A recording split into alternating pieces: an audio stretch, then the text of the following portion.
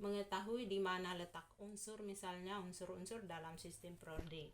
Tadi Ibu jelaskan pada pengelompokan sistem Prodi ini pada dasarnya pengelompokannya terdiri dari dua, yaitu perioda dalam lajur horizon, ya, dalam lajur horizontal mendatar, dan golongan dalam lajur vertikal, ya, tegak lurus. Ini golongan, ya, golongan semua ini.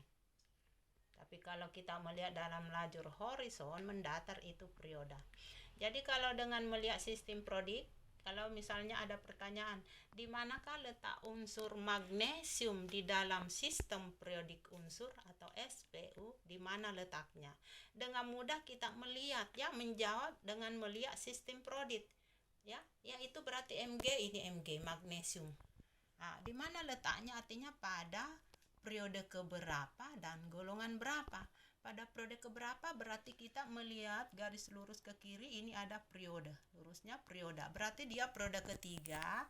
Kemudian Mg ini, ya, ini pusatnya Mg, melihat ke atas pada jalur vertikal ke atas golongan 2A.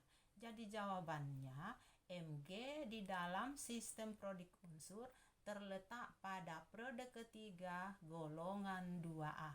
Jadi pertanyaannya itu di mana letaknya, artinya pada periode keberapa dan golongan berapa, ya, atau pada golongan berapa dan periode keberapa. Misalnya kalsium, dia berada pada periode keempat, ini 4 dan golongan 2A. Atau misalnya neon, dia berada garis lurus ke kiri, dia berada periode kedua dan golongan 8A adalah neon. Di sini titik pusatnya, golongan dan perioda. Berarti periode kedua golongan 8A. Tapi kalau di dalam menjawab soal nanti, misalnya pertanyaannya di mana letak unsur, misalnya magnesium di dalam sistem periodik, tanpa melihat sistem periodik. Jadi dilarang melihat tabel ini. Dalam ulangan dilarang melihat tabel.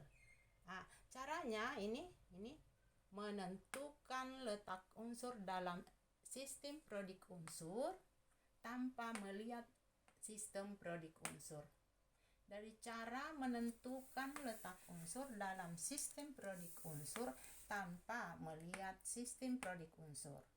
Contoh, ya, tentukan letak unsur. Maksudnya pada periode keberapa dan golongan berapa unsur berikut, ya.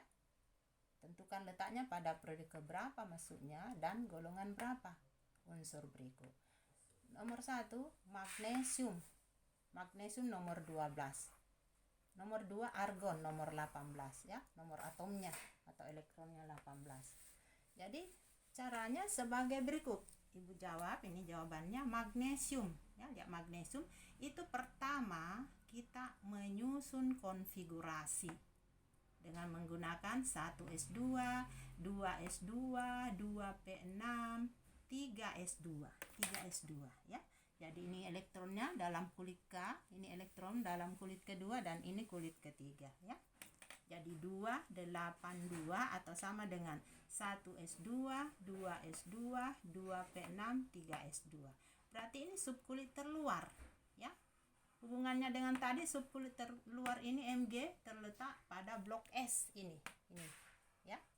Nah, sekarang ini elektronnya 2, elektron valensinya 2, menunjukkan nomor golongan utama, yaitu golongan A, ya, golongan utama atau golongan A, itu beri golongan A, ya, utama atau golongan A, yang karmawi golongan A, ya.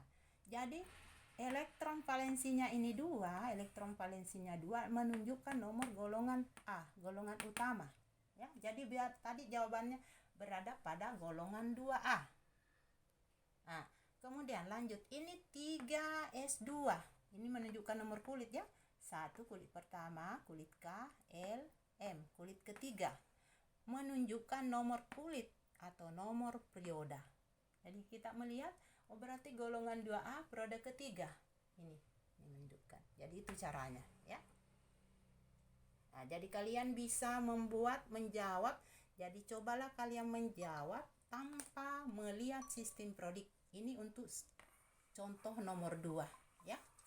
Jadi sebentar kita jawab ini dengan menjawab di mana letak unsur argon nomor 18 di dalam sistem Prodi dengan cara seperti ini, ya. Jadi kita menyusun konfigurasi elektron valensinya ini, jumlah elektron kulit terluar sebanyak 2 menunjukkan golongan utama.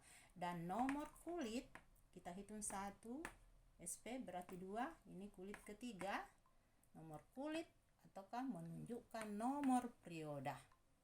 Ya, sudah, ya. Jadi semoga dipahami dan sebentar bisa menentukan letak unsur argon 18 melalui konfigurasi elektron tanpa melihat sistem Prodi. Ya, tanpa melihat sistem Prodi. Jadi nanti sudah ditentukan sendiri, cobalah mawas diri, jangan melihat dulu, baru setelah kita menyusun konfigurasi tentukan sendiri baru bisa melihat sistem Prodi. Cocokkah saya punya jawaban atau salah, ya? Nah, sampai sekian dulu penjelasannya Ibu, ya.